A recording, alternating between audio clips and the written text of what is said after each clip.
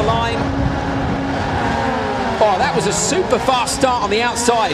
Borderline to a jump start, I'd say. Looking at the reaction times, Keys 0.4. I mean, that is about as fast a reaction time as you can get.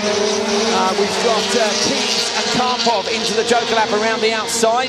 And that leaves Anderson, who, of course, jumped the start and had to do a penalty Joker lap in the first one. So we've just seen the start there. This time, everybody getting away clean. Yeah, that was great.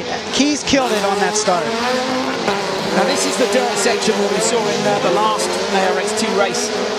A few issues for people running a little bit deep on the brakes. They've got to stay in the blue groove. Bucky, explain to us on this wide shot here, you can see the blue groove really clearly. You want to stay in the black, blue groove stuff. You don't want to touch your wheels on the dirt, on the stuff that's a little lighter in color, because it's going to hang you out there a little bit too long. You're going to lose time. So basically you end up getting wheel spin or a little bit too sideways. And in these cars, particularly without the 600 horsepower, I guess it's all about momentum. Tick tock, tick tock. You're losing time. You got to make it stick in these cars. Any sliding, you're just shaving time. You're just wasting time.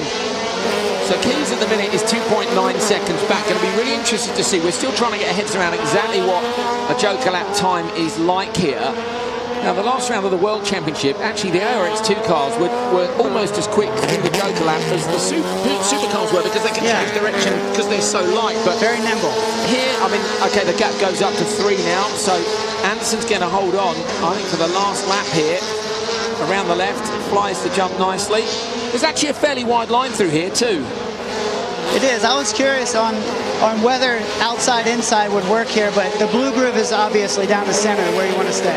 So it's hard then, unless you gave someone a nudge in the hairpin, which is a little bit cheeky, you maybe could make them run wide and then get them on that next long straight. Yeah, but I don't know if I want to mess with the stewards and the officials. Yeah, you know, sure. Is it worth it? Exactly. We've got tough stewarding in ARX, same as we have in the World Championship. Anderson through the Joker lap. He had a gap of 3.3. and he comes out clearly in front. So I reckon, what's that, 2.5 it looks like you need then to hold on to the position in an ARX2 car.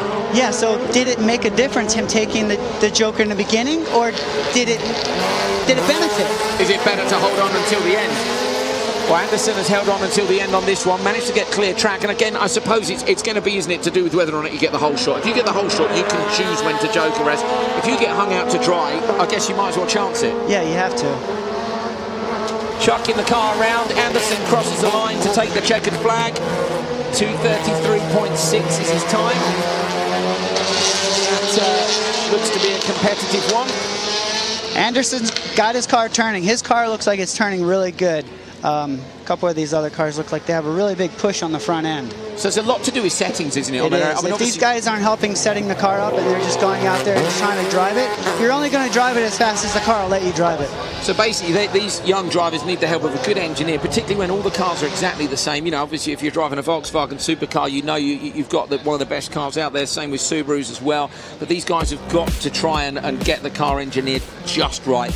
Looks like Scott Anderson has managed that with a 2:33.6. Keys, Karpov in P2 and P3. Keats and Pecoilet with a DNS. And Pecoy, we know, was a DNS because he is having his engine changed. So that is a bit of a shame.